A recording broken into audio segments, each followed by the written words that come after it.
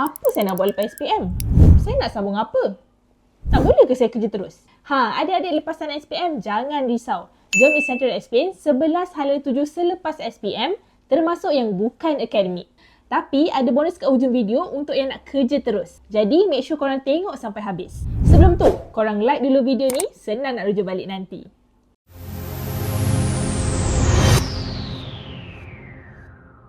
Okay, first kita borak dulu untuk pilihan akademik. Korang ada 6 pilihan untuk sambung belajar bidang akademik tau. Yang pertama, college matrikulasi. Korang akan belajar 1 hingga 2 tahun sebelum masuk degree. Boleh pilih antara 5 kos, sama ada sains, sains komputer, kejuruteraan, perakaunan dan perakaunan profesional. Start tahun 2026, matrikulasi dah under Kementerian Pendidikan Tinggi tau. Korang yang masuk matrik dah takkan rasa macam masuk sekolah dah. Vibe lepas ni akan lebih kepada Institut Pengajian Tinggi. So, apa kelebihan kalau korang masuk matriks? Of course, yuran lebih rendah, nak masuk universiti pun pilihan lebih luas. Banyak cabang yang korang boleh masuk. Kalau minat nak mohon, boleh pergi ke matrikulasi.moe.gov.my. Yang kedua, program asasi.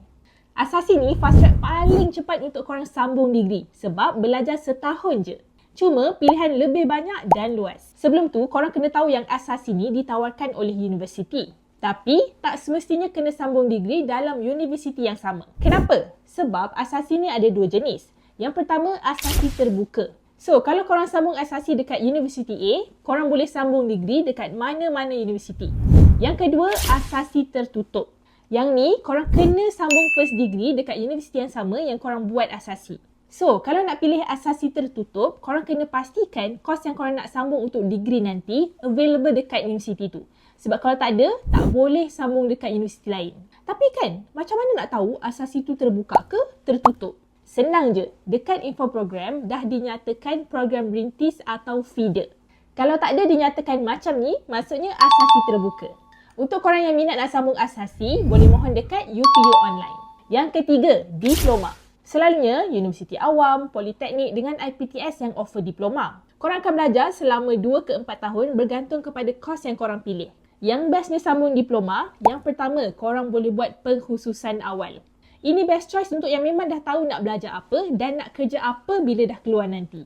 Yang kedua, tempoh belajar memang lama sikit daripada matrikulasi atau asasi. Tapi masa degree nanti, selalunya boleh transfer kredit untuk korang pendekkan tempoh degree. Yang ketiga, settle je diploma dah boleh kerja terus. Sebab CJ diploma tu valid untuk dapatkan kerja. Cuma, kos pengajian tinggi sikit daripada matrikulasi, asasi dan tingkatan 6. Sebab korang dah dikira masuk universiti tau.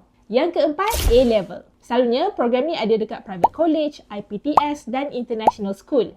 Ini pilihan yang paling sesuai untuk korang yang nak sambung belajar overseas. Sebab silibus A-level ni diiktiraf global tau. Belajar pun tak lama, dalam 18 ke 24 bulan macam tu. Depends pada institut atau subjek yang korang ambil. So, kalau rasa nak further studies dekat UK ke, Ireland, US, Canada, Australia, India, Singapore, Mesir, Jordan, Jerman, Spain dan banyak lagi, A-level is the best choice for you. Yang kelima, PISMP atau IPG. Siapa nak jadi cikgu? Program ni lah antara pilihan popular lepasan SPM sebagai laluan untuk jadi cikgu dekat Malaysia. Korang akan sambung program Ijazah Sarjana Muda Perguruan selama 4 tahun dekat Institut Pendidikan Guru atau IPG.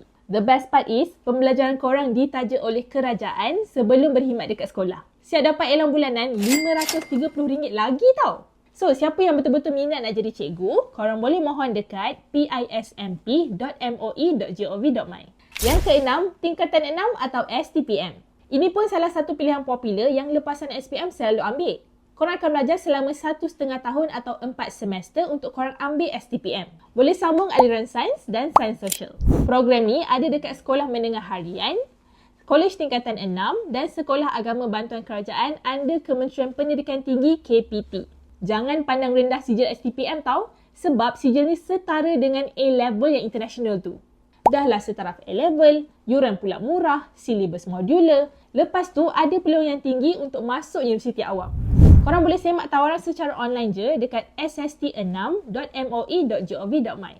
Okey, habis part pilihan akademik, kita move kepada pilihan bukan akademik. Adik-adik yang rasa subjek yang korang belajar dekat sekolah tu tak kena dengan jiwa, ini lagi 5 haluan kemahiran yang korang boleh pilih lepas SPM. Yang pertama, College Community. Ini sesuai untuk yang nak belajar culinary atau bakery, servis kenderaan, jahitan atau fashion, grafik atau multimedia, IT dan banyak lagi. Belajar selama 16 bulan atau 4 semester je, korang dah boleh dapat sijil College Community atau SKK. Sijil ni setaraf dengan Sijil Kemahiran Malaysia SKM tahap 3 tau. So, memang laku kalau korang nak terus kerja. Belajar pun tak lama sangat. Dan siapa yang dah ada sijil College Community ni, korang ada peluang untuk sambung Diploma College Community atau Politeknik juga.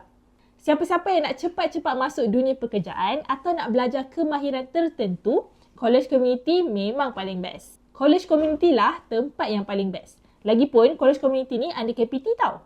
Boleh mohon dengan 3 cara, sama ada melalui UPU online, dekat portal Polisisi di mypolisisi.edu.my atau mohon manual terus ke College Community yang terdekat. Yang kedua, Institut Kemahiran MARA IKM, College Kemahiran Tinggi MARA KKTM dan MARA Japan Industrial Institute MJII. IKM, KKTM dan MJII ni dia under Majlis Amanah Rakyat atau MARA tau. Korang akan belajar selama 24 hingga 36 bulan termasuk latihan industri ikut pada bidang. Ada 12 kluster program yang korang boleh pilih. Banyak pecahan khusus yang ditawarkan di bawah kluster ni. Antaranya oil and gas, elektrik, elektronik, seni dan reka bentuk. Yang bestnya belajar dengan Institut under MARA ni, korang akan dapat allowance RM300 untuk yang program diploma dan RM250 untuk program sijil. Serta je belajar, korang akan dapat sijil SKM, diploma atau diploma lanjutan. Setiap tahun ada 2 kali ambilan iaitu pada setiap Januari dan Julai. So, calon SPM 2025 boleh standby dalam bulan Mac 2026 ni kalau nak mohon ambilan Julai. Untuk yang minat, boleh mohon dekat portal UPTVET, okey? Yang ketiga, Institut Latihan Perindustrian iaitu ILP, EdTech dan Institut Teknikal Jepun Malaysia, JMTI. Ramai yang ingat, ini semua kolej swasta. Kalau korang nak tahu, ILP, JMTI dan EdTech ni adalah ILKA di bawah Institut Latihan Jabatan Tenaga Manusia, Kementerian Sumber Manusia. Jadi, automatiknya semua ILKA ni adalah milik kerajaan. Tempoh belajar pula 6 bulan hingga 3 tahun setengah. Jom tengok apa kelebihan belajar dekat 3 tempat ni. Yang pertama, ILP. Yuran pengajian percuma, penginapan disediakan, lepas tu dapat makan minum percuma untuk yang menginap dekat asrama sahaja. Dapat allowance RM100 dan RM300 untuk yang OKU. Kalau buat latihan industri, wang saku RM300 pun akan diberikan. Program dekat ILP ni dia ikut standard kemahiran pekerjaan kebangsaan iaitu NOS. Ada juga program pelesenan profesional di setengah tempat macam PW2, PW4, AO, WQT, SSS dan OGSP. Dekat EdTech pula, contoh kursus yang ada adalah dalam bidang seperti IT, elektrik, mechanical dan automasi. So, korang akan belajar secara hands-on. Latihan praktikal pun dekat bengkel yang canggih. Graduan EdTech ni memang ada kerjaya yang cerah sebab selalu jadi pilihan majikan sebab skill diorang ni ngam dengan kehendak industri. Lagi best, yuran percuma untuk program sijil dan ada allowance juga macam ILP. Dekat JMTI, korang akan belajar gaya kerja Jepun yang terkenal dengan disiplin dan inovasi. Dekat sana, ada bengkel dan makmal moden macam suasana kerja sebenar. Tawaran diploma lanjutan pun dalam bidang teknikal yang diiktiraf. Yuran untuk JMTI dan EdTech biasanya sangat berpatutan sebab dua-dua ni adalah institut di bawah kerajaan. Jadi, pendidikan TVET ni boleh diakses oleh lagi ramai pelajar. Paling best, pelajar-pelajar ni boleh sambung ijazah dekat MTUN. So, antara courses yang korang boleh masuk adalah Diploma Teknologi Elektrik Kuasa, Diploma Teknologi Automotive Service, Sijil Teknologi Komputer, Sijil Teknologi Kimpalan, Sijil Teknologi Penyejuk Bekuan dan Penyamanan Udara. Yang ni pun boleh mohon dekat portal UPTVET. Yang keempat, Institut Kemahiran Belia Negara. Dua ni pun sebenarnya underrated dan ramai yang ingat swasta. Sebenarnya, dua-dua ni berada di bawah KBS atau Kementerian Belia dan Sukan. Kelebihan kalau korang belajar kat sini, yuran sangat berpatutan. Kemudahan makan minum percuma 3 kali dekat Dewan Makan. Setiap bulan pula dapat allowance ikut sijil atau diploma. Asrama pun ada kalau memerlukan. Korang boleh belajar kursus kemahiran praktikal dalam bidang mekatronik, pemasangan pipe gas, pembaikan struktur pesawat, otomotif, welding dan teknologi industri. Tempoh belajar pula dalam 18 hingga 36 bulan bergantung pada kursus yang korang pilih. Serta belajar, korang akan dapat sijil SKM atau DKM. Boleh sambung ke diploma kemahiran atau ke tahap yang lebih tinggi. Yang ini pun boleh mohon dekat portal UPTVET. Last sekali, yang kelima, boleh juga masuk giat mara. Yang ini sesuai untuk korang yang nak belajar kemahiran jangka masa pendek dan khusus tau. Sebab lebih asas dan praktikal sebab biasanya ada latihan industri sekali. Belajar pun tak lama, paling pendek 6 bulan dah boleh dapat sijil SKM. Tapi ada juga yang ambil masa 12 bulan atau lebih, tengok pada kursus yang korang ambil lah. Settle belajar, boleh terus masuk kerja atau buka small business. Boleh juga mohon dekat portal UPTVET. Sebenarnya kan ada banyak lagi institusi kemahiran yang ada kat Malaysia ni. Kalau nak mention semua memang tak sempat. So kalau nak senang, korang boleh tengok full list dekat portal UPTVET tadi. Dekat bahagian katalog. And then dekat sini, korang boleh terus filter ikut negeri. Ada info pasal kursus, kelayakan termasuk prospek kerjaya sekali. Okay, settle part 11 hala 7 selepas SPM. Next, kita kena ambil tahu pula pasal markah merit UPU online. Now, siapa yang dah decide nak masuk asasi, diploma, politeknik dan college community, jom kita belajar pula cara kira markah merit SPM korang. So, apa tu markah merit? Okay, ada dua komponen untuk kira markah merit ni. Yang pertama, markah akademik 90%, markah kurikulum 10%. Markah akademik 90% tadi dibahagikan kepada 40% mata pelajaran universal, 30% mata pelajaran package dan 10% mata pelajaran terbaik. Lagi rendah purata merit course yang korang mohon berbanding markah merit korang, lagi cerah peluang untuk korang dapat tempat. Nak lagi senang, kira markah merit online je gunakan kereta dekat sini. Korang pilih jenis aliran sama ada STEM A atau B atau C atau kemahiran dan sastra ikhtisas dan lain-lain. Masukkan grade mata pelajaran universal, pilih 4 subjek terbaik korang, pilih lagi 4 subjek terbaik selain yang korang dah pilih tadi, masukkan markah co-curriculum, settle isi, tekan kira. Itulah markah merit korang. Tapi ingat, markah merit ni bukanlah satu-satunya benda yang diukur untuk korang dapatkan tempat. Sebab yang penting adalah syarat dan syarat khas program.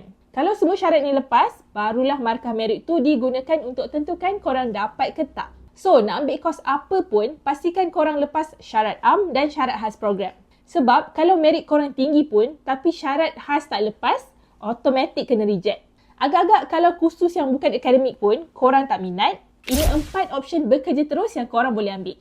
Yang pertama, apply SPA 9 untuk masuk sektor perkhidmatan awam. Korang boleh mohon jawatan, pembantu tadbir, pembantu penguatkuasa dan pembantu kesihatan awam. Kerjaya dekat sini lebih stabil, ada benefit kesihatan dan ada peluang naik pangkat sepanjang perkhidmatan. Yang kedua, masuk kursus ketenteraan dan Akademi Laut Malaysia iaitu ALAM.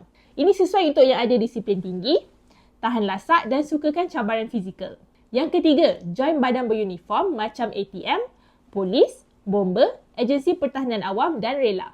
Perfect untuk korang yang suka berkhidmat kepada masyarakat dan bersemangat patriotik. Pengambilan dibuka setiap tahun tau. Yang keempat, bagi yang nak travel satu dunia, korang boleh try kerja dengan syarikat penerbangan. Ramai juga tahu lepasan SPM yang masuk jadi pramugara, pramugari dan ground staff. Kalau korang rajin kerja, gaji pun boleh tahan besar tau. Okey, sekarang dah nampak kan nak sambung apa dan dekat mana? Adik-adik boleh share video ni dekat kawan satu sekolah. So, diorang pun boleh dapat manfaat sekali. Kalau nak lebih info pendidikan, korang boleh pergi ke playlist pendidikan kami. Kami dah share banyak info berguna pasal pendidikan daripada peringkat sekolah hinggalah ke peringkat pengajian tinggi. Good luck adik-adik lepasan SPM. Ishan Dah Explain. Jangan lupa subscribe, okey? Jumpa dalam video seterusnya.